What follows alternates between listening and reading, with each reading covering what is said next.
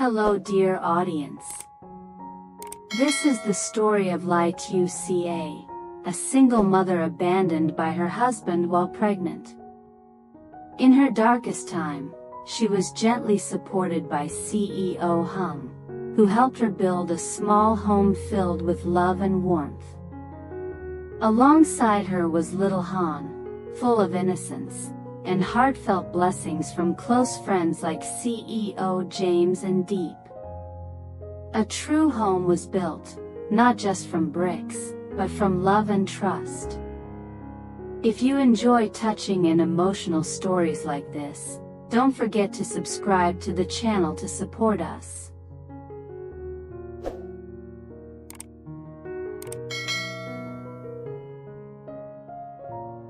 The sun was beginning to set behind the hills, painting the sky in a wash of faded gold and dusty rose.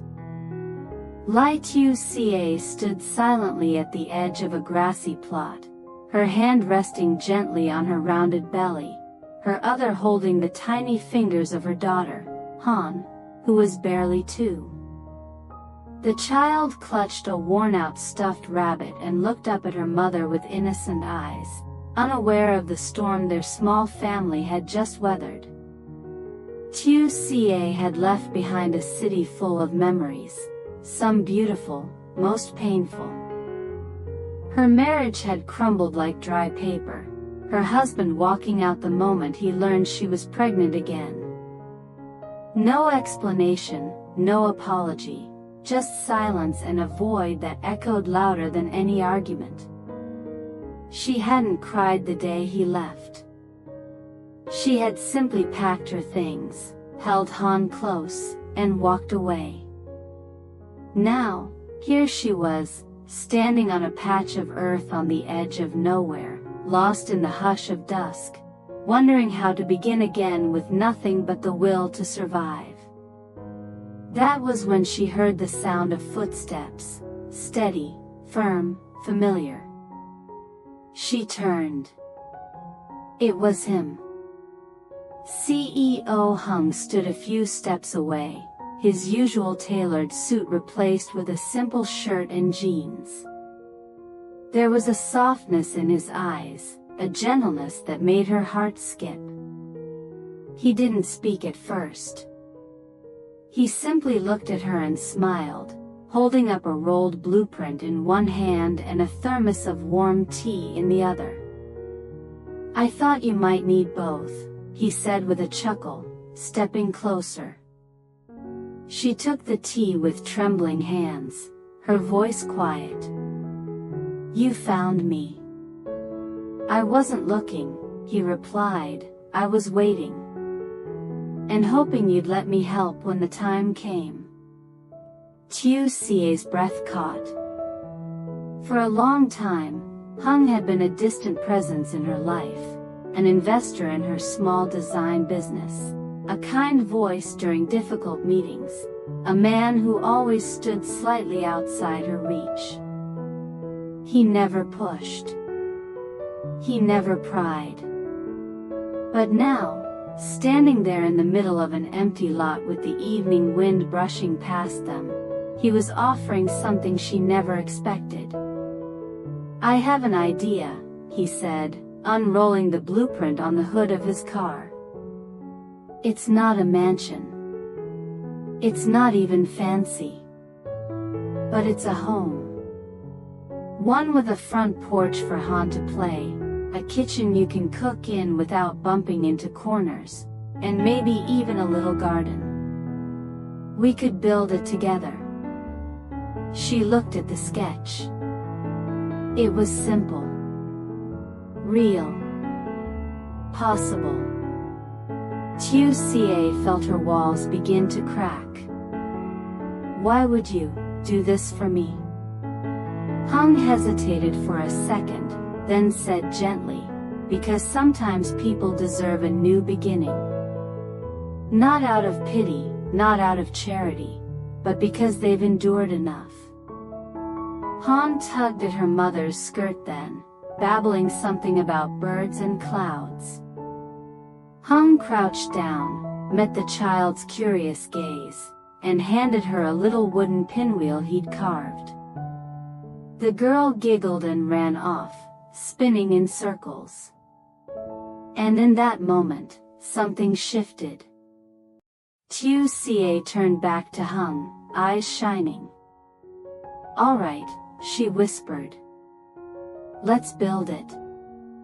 Hung smiled, not the corporate one she'd seen in boardrooms, but something far more real. "Then let's start tomorrow. Just you, me, and a dream worth fighting for."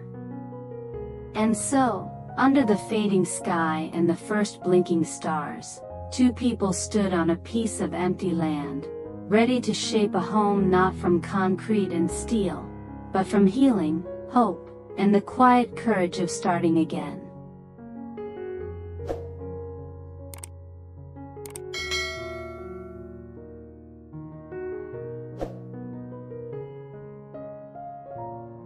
The days blurred into one another, filled with the scent of sawdust, laughter, and quiet understanding. The house was slowly coming together, not just from bricks and beams, but from the bond forming between two people who had once thought they'd lost everything.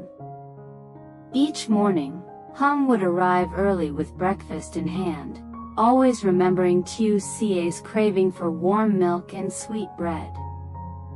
While Han chased butterflies in the field nearby, Hung and Tieu Ca worked side by side, measuring wood, painting walls, and adjusting window frames to catch the softest light. Their movements became a rhythm, their silences no longer awkward, but comforting. There was no need for grand declarations. Every nail hammered, every tile laid, was a quiet promise: "I am here. I will stay." Han, with her big eyes and untamed curls, quickly grew attached to Hung. One afternoon, as she ran into his arms, laughing breathlessly, she called him Daddy Hung for the first time. The words came so naturally, so innocently, that Tieu Ca froze mid-step. Her heart clenched, not with fear, but with something far deeper, the realization that this man had quietly stepped into a space once left empty, and filled it without asking for anything in return. Hung didn't react with surprise. He simply scooped Han up and kissed the top of her head, his eyes meeting Tieu Ca's with quiet reassurance. No words were needed. Everything he felt was in that look. One golden evening, as the sun began to dip low, Hung finished installing a small wooden swing beneath the young cherry blossom tree he'd planted just for Han. The little girl squealed with delight as he pushed her gently, her laughter filling the yard like wind chimes in spring. Tieu Ca watched from the porch, one hand resting on her growing belly, the other clutching a mug of warm tea.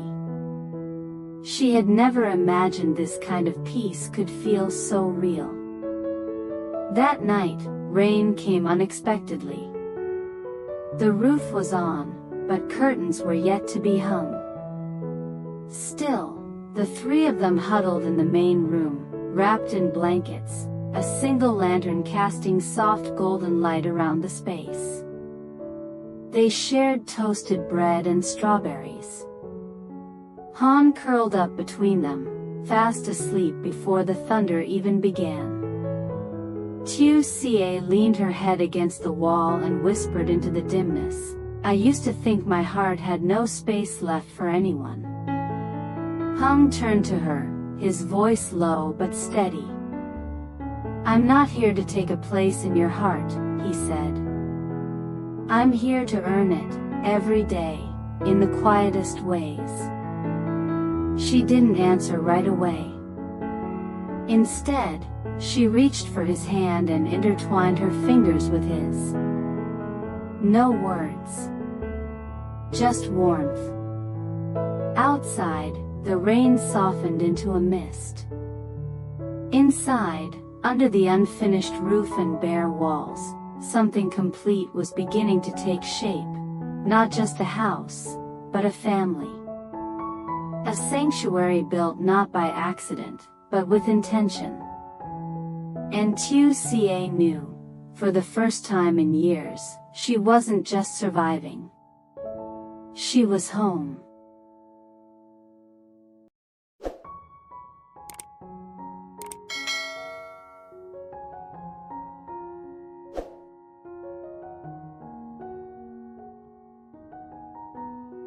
The sun was high, warm and generous, pouring light over the freshly painted white walls and the new clay-tiled roof. After weeks of sweat, dust, and quiet determination, the house was finally complete. It wasn't grand, but it didn't need to be. It was beautiful in its simplicity, a front porch wrapped with flowering vines, wooden shutters painted in soft sage green, and a garden where tiny wildflowers had already begun to bloom. It was more than shelter. It was a symbol of healing. On the day they finished, laughter filled the air like music. Friends and neighbors came bearing baskets of fruit, homemade food, and heartfelt wishes. A gentle breeze rustled through the trees, carrying with it the scent of lavender and sun-dried wood. The swing under the cherry blossom tree creaked softly as little Han, dressed in a frilly pink dress, twirled in circles with other children, her giggles rising like the chirping of morning birds. Inside, Tieu Ca stood in the kitchen she had helped design. Sunlight spilled in through the wide windows, and the scent of freshly baked bread wafted through the air. She placed the last plate on the wooden table, her fingers brushing over its surface as if to remind herself this wasn't a dream. Her belly had grown rounder now, heavy with new life. She paused, placed her hand gently over it, and closed her eyes. For the first time in years, the silence inside her didn't feel hollow, it felt whole. Han walked in, wiping his hands on a towel, dust still on his shirt from rearranging the flower pots out front. He smiled when he saw her and quietly walked over, pressing a soft kiss to her forehead. "You okay?" he asked. She looked up at him, her eyes soft but filled with something resolute. "I've never been more than okay. I feel safe." Before he could answer, the front door opened, and familiar voices filled the hallway. CEO James and Diep entered, bringing with them a large basket wrapped in silk. James, ever composed but smiling warmly, placed it on the table. Inside was a hand-carved wooden sign, polished and smooth, with words engraved in delicate script. "Home is where your heart is safe." Diep embraced Tieu Ca gently, her voice barely a whisper. "You built this. Not just the house, but the life inside it. You should be proud." Tieu Ca smiled through tears she didn't try to hide. "I didn't do it alone." The evening unfolded with music, laughter, and light.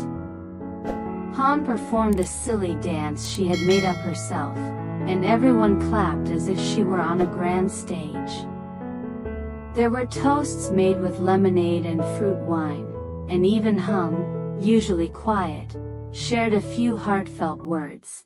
Sometimes, the best things in life are built slowly, with patience, with love, and with the people who choose to stay.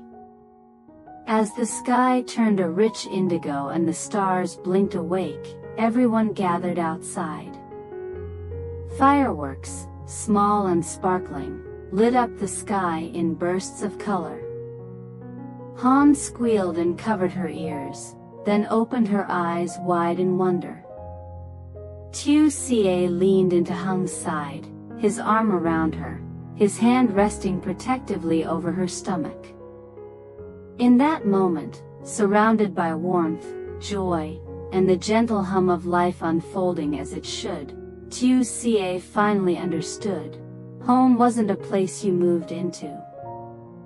It was something you built, piece by piece, with the people who saw all your broken parts and chose to stay anyway. And under that sky filled with light and quiet miracles, she knew she had found hers.